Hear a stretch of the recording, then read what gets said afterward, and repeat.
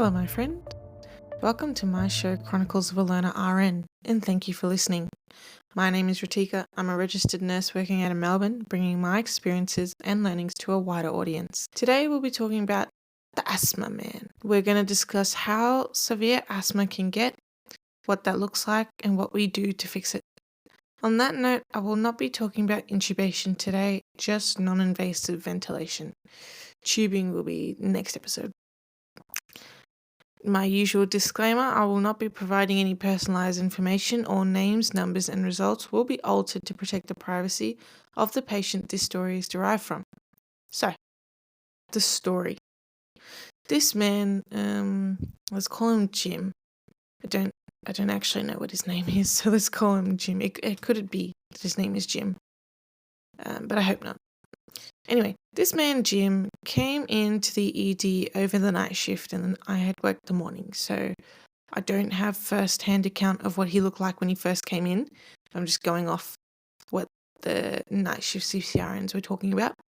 So they were saying when this guy came in, he was a signal for severe respiratory distress. When he came in, he looked grey, he had an altered conscious state, he had a quiet chest with no wheeze, and was a word that I'd never heard before that day. He was decorticate.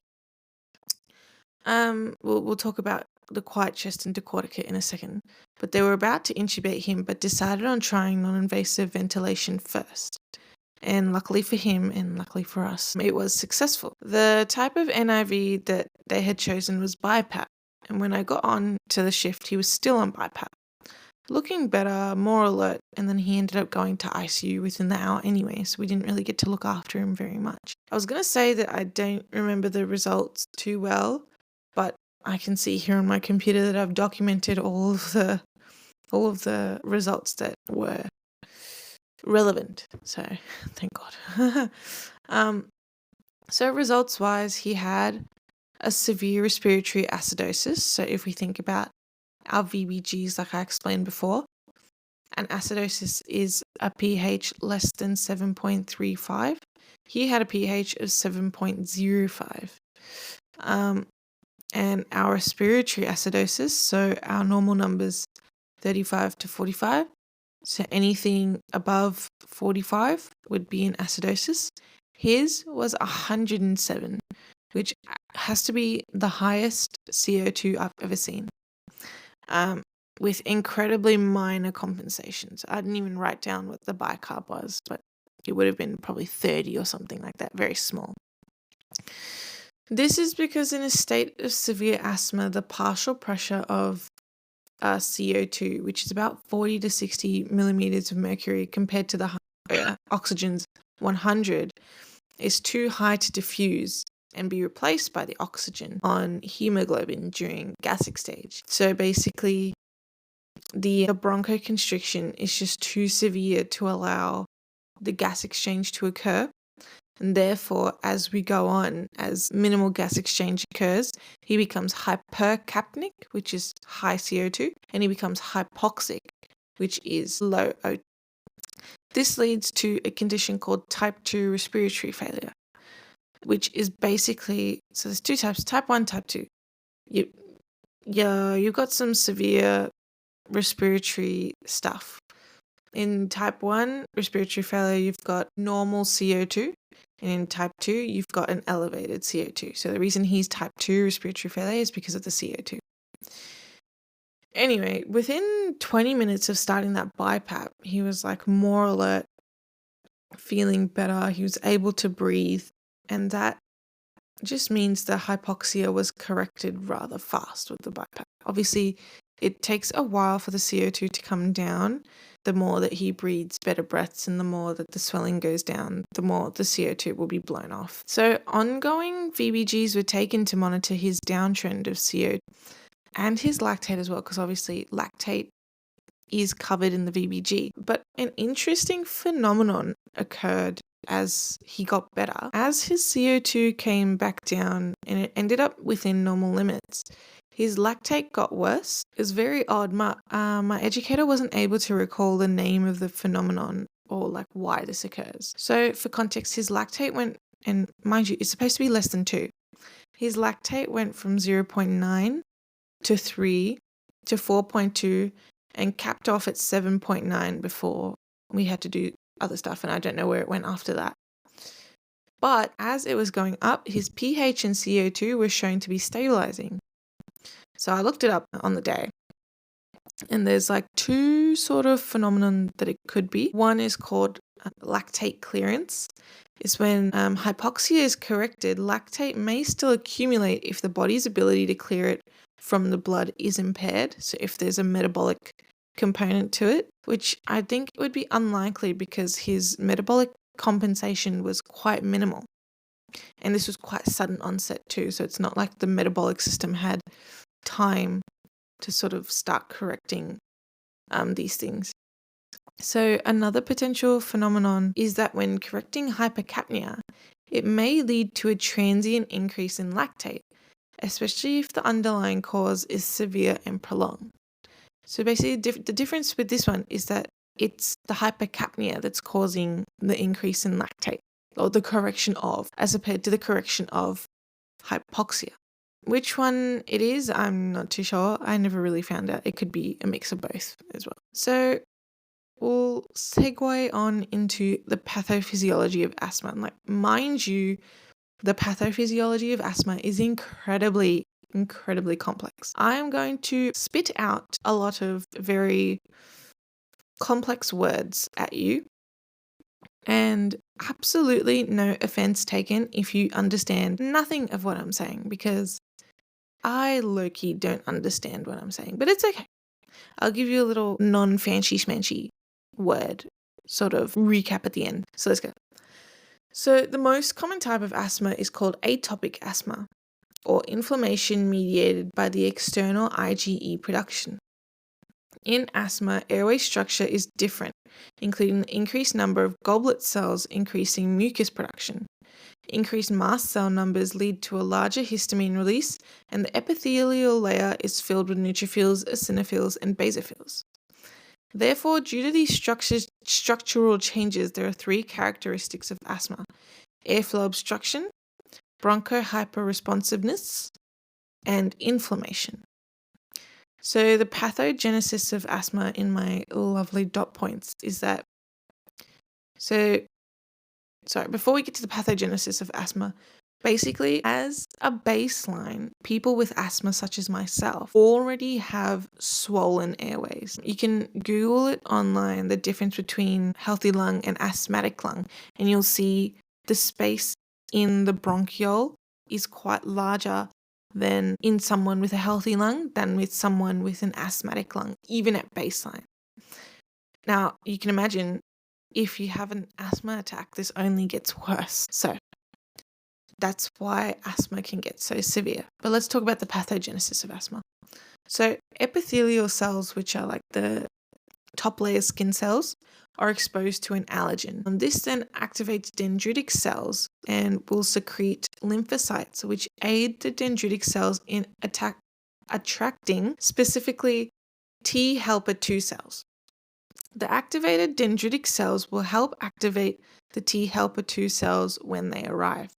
Now, you may remember from my immunity, I think it was sepsis part 1, we talked about T cells and the, oh my God, I've forgotten the word for it, adaptive immune system. Similar sort of function. So let's continue. So the T helper 2 cells will stimulate the humoral immune response through the use of interleukins 13 and 4.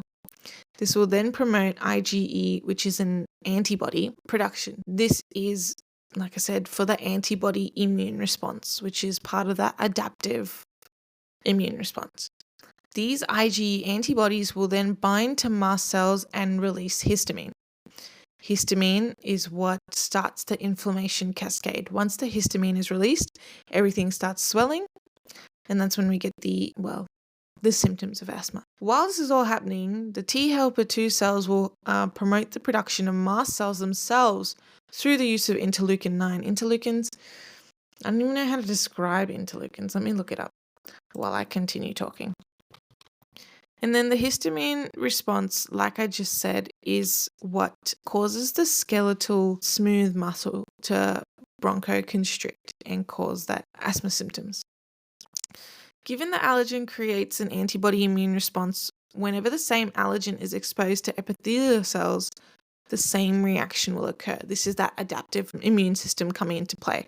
It sees what it knows and it just deploys what it's already done because it's worked before. Anyway, on my second screen, I've got what are interleukins on Google, because I know what they are, but I don't know how to explain them. So Google is telling me that interleukins are a group of signaling proteins called cytokines, primarily produced by leukocytes and other cells. They play a crucial role in regulating the immune response and cell communication, which makes sense because I've just said that interleukins help T helper 2 cells produce antibodies and mast cells. So they're just little helpers. Now, like I said, this is a lot of fancy schmancy words for today. So in For Dummies terms, the mucus lining of the lungs has a bit of a histamine reaction to specific allergens. So this could be like grass, animal hair, cigarette smoke, pollen. And this allows a chain of inflammation cascades to take place and the airway will swell and constrict.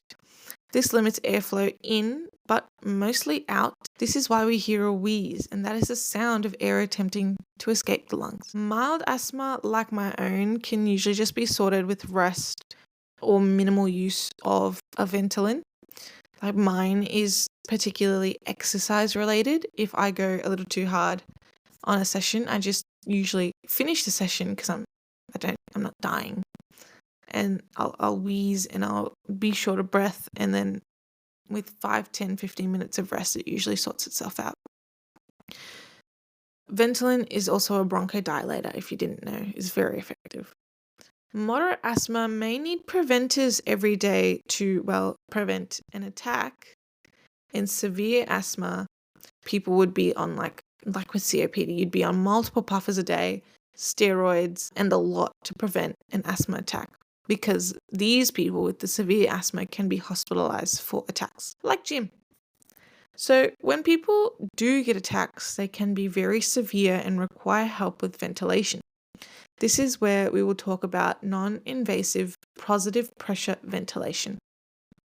One key assessment finding in asthma that should ring immediate alarm bells is if you hear nothing, especially on auscultation. If the person has no wheeze, no crackles, but no audible air entry anywhere, you need to escalate immediately because this person, like Jim, is about to arrest. Their chest is quiet because their lungs are so constricted that there is literally no airflow in or out. So moving on. NIPPV, or non-invasive positive pressure ventilation, which I'm just going to call NIV from now on, is usually done in the form of BiPAP or CPAP. I'm sure you've heard of CPAP before. A lot of people with obstructive sleep apnea wear it to sleep so they don't stop breathing overnight. This is because CPAP provides positive end expiratory pressure, or PEEP. This essentially holds the lungs open at the end of a breath to reduce the work the body has to do to open the lungs again on the next breath. So we all have PEEP even when breathing normally, because if we didn't, then our lungs would just shrivel up and then the body would expend unnecessary energy trying to open the lungs. A good way to think about it would be when you're trying to blow up a fresh balloon. That first couple of seconds where it's still quite loose, is loose the right word? Where it's small and you need to get over that initial hump to get it big, that is what the lungs would have to do if we didn't have PEEP. And I'm sure you've blown a balloon before. Like that first bit is quite hard. Once it expanded, it gets a lot easier. Same with the lungs. And that's PEEP in a nutshell. So what BiPAP adds to, CPAP, is inspiratory pressure support. While holding the lungs open at the end, same as CPAP on the breath, it will essentially shove air in at a high pressure to ensure it actually gets in, allowing this machine so nothing goes down the throat. It's a mask that sits, a very, very tightly sealed mask sits on your nose and your mouth. And when you take a breath in, it pushes air in at a significantly high pressure. What this does is, one, it increases ventilation, and two, it reduces work of breathing because the patient now does not have to worry about using the extra muscles to facilitate breathing. This machine will help them instead. Now I have to, I know I just spoke on it, but I've written it here. An important distinction here is that the machine does not breathe for them. It only aids in the breath that they are already taking. Another analogy, a good way to think about it is if a leaf blower is attached to your face, but it only turns on, like in your mouth, it only turns on when you take your own breath. That is essentially BiPAP. I saw a good TikTok maybe a few months ago of extreme PAP, and it was a leaf blower on this like dummy, and they went extreme PAP and they turned it on and the head flew off. But imagine that dummy was breathing in. That's what BiPAP is. There are many things to consider when placing someone on BiPAP in ED. Would you believe that it can decrease your blood pressure? This is because holding the lungs open than they generally are used to, and then making them bigger on top of that, can basically take up more space in the chest, and this can partially occlude the vena cava, reducing venous return to the heart, and thus lower stroke volume, thus lower cardiac output, thus hypotension. Therefore, anyone on BiPAP is usually one-on-one. And well, the fact that they are on BiPAP means that they are high risk for deterioration anyway, so being one-to-one is paramount. So I've written here intrinsic PEEP, so this is what our healthy lungs function at, is usually, also we measure pressure in centimeters of water. So intrinsic PEEP is about 2 centimeters of water. If it's an arbitrary thing if you don't really understand, but usually when we're on NIV is set to about 5 to 10 centimeters of water. So if you just think about your little ruler and you put it vertically, we set at about 2, and we're going all the way to 5 or 10 to keep the lungs expanded. So it can be a bit dangerous, especially if the patient's blood pressure is already low. And if you're struggling with like this positive pressure stuff, the pressure on an inspiration is positive, and then on the expiration is negative. That's why we call it positive pressure ventilation, because we're forcing it on the inspiratory portion. I forgot to mention the reasons we may use CPAP versus BiPAP in ED, and it's definitely not for sleep apnea. CPAP is usually used for APO, or acute pulmonary edema. We can talk about APO when I talk about heart failure. It's usually just when there's backflow from the left atrium back into the lungs. You'll find people are short of breath, hypoxic, and they'll have some fine crackles to the mid-zones of their chest, not to the bases or the top, to the middle, because this is where the blood supply is heavily concentrated in the lungs. But the reason we use CPAP in APO is because there's fluid in the alveoli that needs to be shifted. And keeping if we think about the alveoli as that balloon analogy, the thinner you keep the membrane, so the more filled you keep it, the better gas will exchange through and the more fluid will diffuse back into the bloodstream, and meaning less fluid in the alveoli. I don't know if that made sense, but okay. Whereas BiPAP is indicated when there is high work of breathing and people are beginning to get fatigued from just breathing. They're like severe asthma, COPD, or even pneumonias. So how did we fix Jim? Yeah. So the 2 settings that we put on BiPAP, so we've already talked about PEEP, and what we call this inspiratory support is pressure support.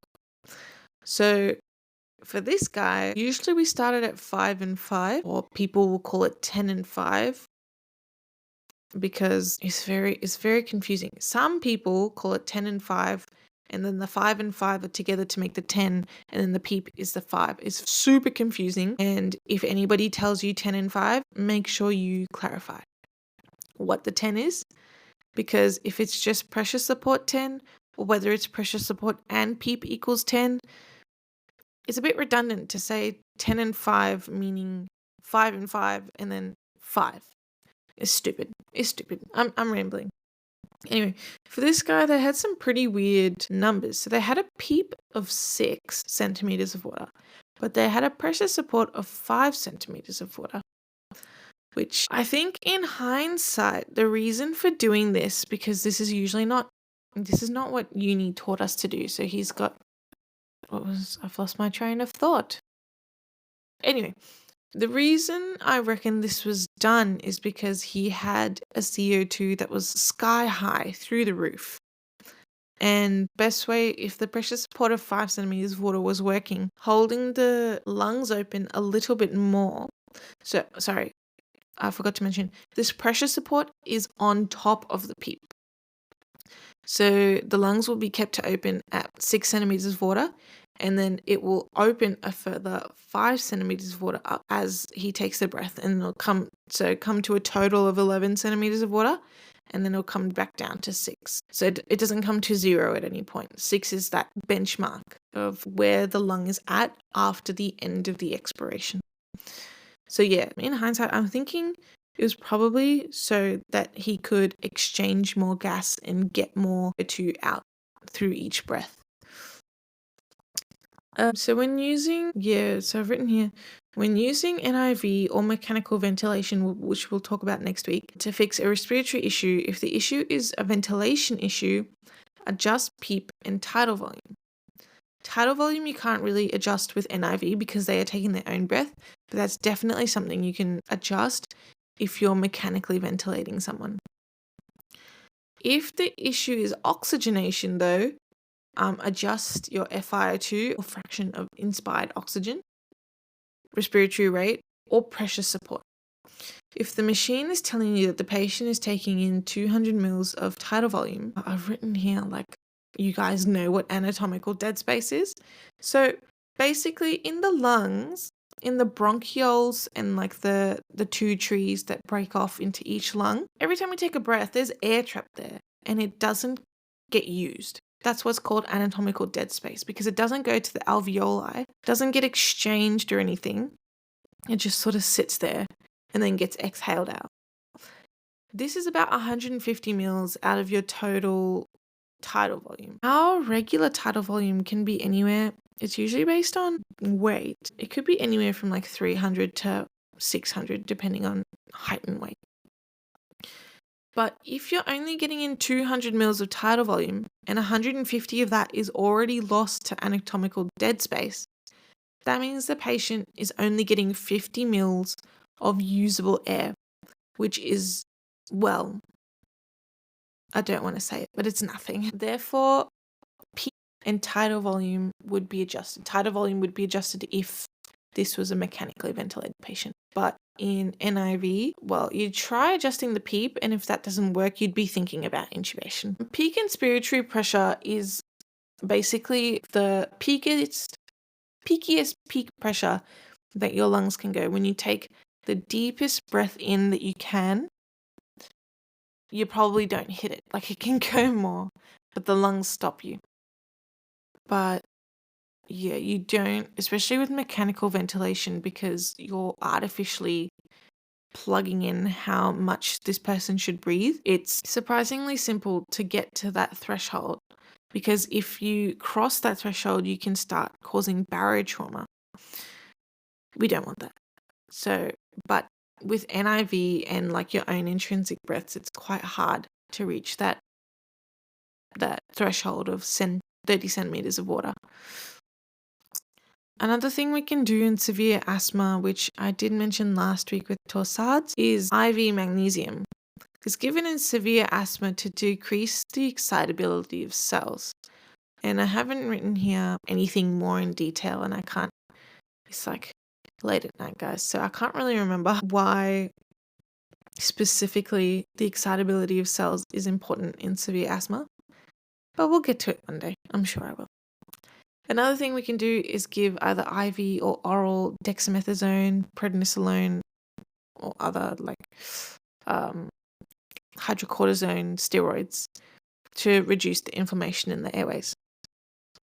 So there are a few new terms I learned that day. One of them I haven't gone through just yet that I've already said, but I've learned 3. So breath stacking is when in asthma patients, they just keep inspiring and inspiring and inspiring without expiring because they can't.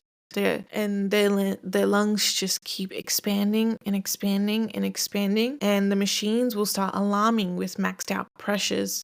The patient will look apneic, and to fix this, you quite literally have to push the air out of their lungs. So I've heard of people sitting on other people's chests or really pushing very hard on their chest to get them to just get it all out. Decorticate.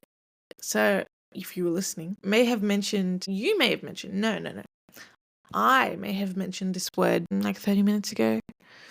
This is a phenomenon where, due to hypoxia, you can actually get stiffness of your muscles. So in this case, decorticate, usually whole body is stiff, and their fists will be, 1, stuck in fists, 2 will be curled towards their body. This is a sign of significant hypoxia. When you get to hypoxia to the stage of brain death, you become decerebrate. This is also stiff muscles, but you'll see the whole body still stiff, but their fists are curled outwards. So the picture I've got is a decorticate, their fists look like a C. Decerebrate, their fists pointing outwards look like an E. I haven't actually seen this myself in person. So when I do, I'll let you guys know what it actually looks like, because I'm just going off of the little cute diagram that I've got in my notes. So I'm just going to do a mini recap because I feel like my thoughts were a little bit everywhere today. But Jim came in pre-arrest, altered conscious state, grey, decorticate, new word, with a quiet chest.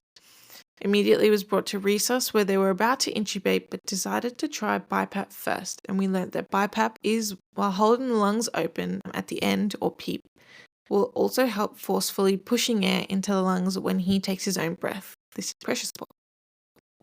After pressure support on After 20 minutes on BiPAP, he was alert, not looking as grey, and his hypoxia was resolving. The problem with severe asthma is that when there is so much swelling and constriction, not only can CO2 not be expired, O2 cannot be effectively inspired. Therefore, you've got rising O2 levels, which is leading to that respiratory acidosis, and hypoxia, which can both kill you just as fast if you don't get it sorted. Both the high CO2 and the low O2 can lead to the altered conscious state, but the low O2 would be primarily responsible for the greyness.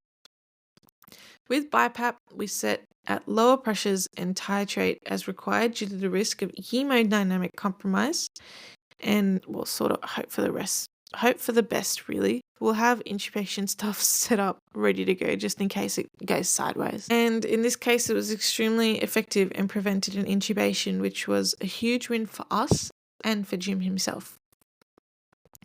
So before I wrap up for today, let's discuss what comes after BiPAP. If they've perked up enough to be stepped down, we may have discussed this before, but I can't really remember. We move to high-flow nasal prongs. The difference between high-flow and BiPAP is that high-flow is it's not given through mask, it's given through the nasal, like the 2 nasal prongs. And it essentially provides warmed, humidified air at a higher speed. This provides some, minimal pressure support, but it's not measurable, because the only data points we have are temperature, speed, and FiO2, or the amount of oxygen. Whereas with BiPAP, we can very specifically adjust pressure as well as flow. It's very effective in combating moderate work of breathing, and the humidification is good for severe pneumonia, moving the gunk out of the lungs. So basically, once someone is good enough to get off BiPAP, they don't just get back to normal. They need to be stepped down and then stepped down further. So high flow is that next step. Vice versa, you can try someone on high flow first, and if their work of breathing isn't working or isn't getting better, then you can step them up to BiPAP. So if you want more in depth on high flow, how it works, what sort of scenarios we give it in, especially with kids, just let me know. So this wraps up this episode of my show, Chronicles of a Loner RN. I certainly have learnt a lot, and I hope you have too. I have a plethora of cases and learning experiences I am excited to share with those of you that are willing to listen. If you enjoy what I do, what I say, and what I can bring to the table, then please comment, rate, subscribe to the podcast. It means a lot. Thank you, and see you next time.